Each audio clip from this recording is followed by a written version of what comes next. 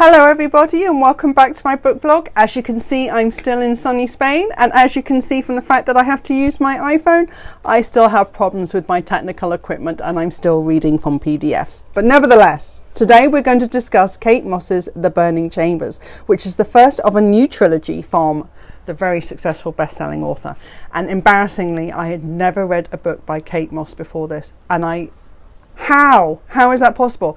And having read The Burning Chambers, which is like mega 5 stars, I am now absolutely convinced I have to read everything by her because, oh my god, she's amazing and this is a phenomenal book and I love it. Anyway, The Burning Chambers. So it is a piece of historical fiction that was published in May this year by Kate Mosse, like I said, the first of a new trilogy. And it is set in the south of France in the 16th century.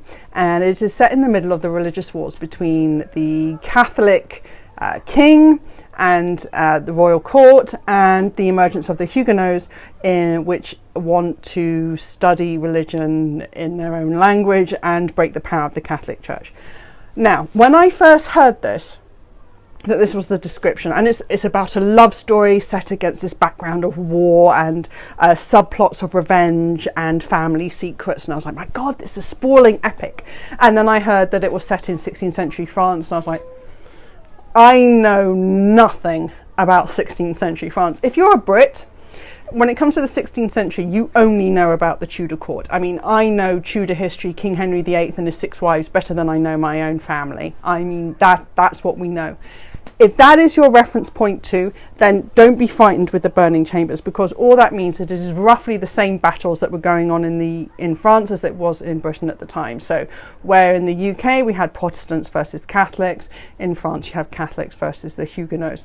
And that is roughly all you need to know. Is the Huguenots, I mean, yes, it is a religious war. They want to practice religion in their own language and in their own way, away from the power structures and the abuses of the Catholic Church and their crazy, exploitative, corrupt rituals and relics. But it is also, of course, about freedom and revolution for the poor people and not having power concentrated in the rich. Once you get that in your head, you're fine, because this is a fantastic, exciting, thrilling piece of historical fiction. Yes, it is set at the same time as Hilary Mantel's Wolf Hall. Obviously, that is all set in the UK, but you couldn't get a more different piece of historical fiction. This is an exhilarating action-adventure story. In it, we follow the main character is a 19-year-old woman called Minou Joubert, and can we give a big thumbs up, by the way, to Kate Mosse for her fronting women characters in this book, because they are all amazing. From Minou, who is a really fully fleshed out, wonderful lead for a 19-year-old woman, and all the supporting older women that she meets along the way. Fantastic, I love it. So Minou is a young woman in a well-connected Catholic family, and she receives an anonymous letter one day that simply says, "She knows you live."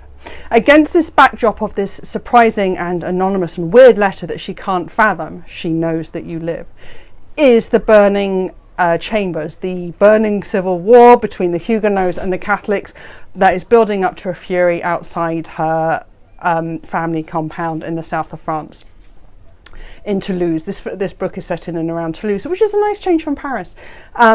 However, she also manages to fall in love with a leader of the Huguenot resistance called Piet, a rogue, swashbuckling but incredibly moral man who is as passionate about the cause as he is about Minou, and this their sort of fledgling love affair across the barriers of religion. And it's wonderful. And so you have Piet's storyline, which is about how his betrayal and treachery in the Huguenot rebellion, the series of spies between them and the Catholic side, corrupt Catholic priests, and war and vengeance. And along that you sort of start seeing a link in with Minou, which has this strange "she knows that you live." A very connected woman turns out to be obsessed with Minou, and there's a family secret that Minou was unaware of that could change her legacy and her life forever.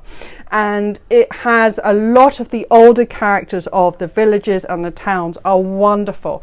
They really bring out the conflict of this Catholic Huguenot, the split through families, betrayal of family lines, and how this war brings out the power structures and power fights between the men and women, and, you know, sheltering criminals, sheltering exiles. Which side are you really on? Do you really know your family? And when it comes to a war, which side will they pick? Their friends or their religion? And it's exhilarating. It just powers on. Kate Mosse has this wonderful narrative drive as Minou and Piet's love affair sort of comes through great battles and massacres and really sorry stories of mass murders and slaughters and sufferings and torture. And then there are moments of real beauty as Kate brings out the wonderful French countryside. It's beautiful landscape and the sort of the wealth of the rich and the aristocrats, and how that offsets the poor bustling towns with their smells and their dirt and their poverty and their hunger.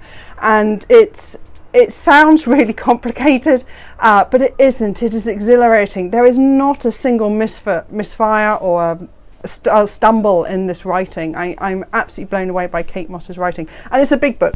I know you can only see it on a phone, but it's about 500 so pages. So if you actually see it in a bookshop, it's a whopping size, which seems to be the going thing for historical fiction set in the 16th century. But I flew through this. It's really exhilarating. If you like the cleverly crafted slow burners, this may not necessarily be for you, because it is quite fast and it is all about the Civil War and Minou uncovering her family secret. But like I said, it is the trilogy. So at the end of the first book, even though there is some form of conclusion, it leads you quite quickly on to say that there is a broader impact over a couple of hundred years maybe, and over the continent. So Kate Mosse is really building up a sweeping piece that could take us all the way down to South Africa and the 17th, 18th century. So it's about family and about legacy and the decisions we make and the secrets that we keep. And it's beautiful. It's nicely tinged with a very beautiful love affair, and I absolutely love this book, The Burning Chambers. And for those of you like me who are still patiently waiting for Hilary Mantel's third instalment of the Wolf Hall trilogy and would like a piece of historical fiction in a similar era to keep you going, then please do give The Burning Chambers by Kate Mosse a go. Yeah, 500 pages, but I'm only on to about day 5 of my holiday and I've already read it. Loved it.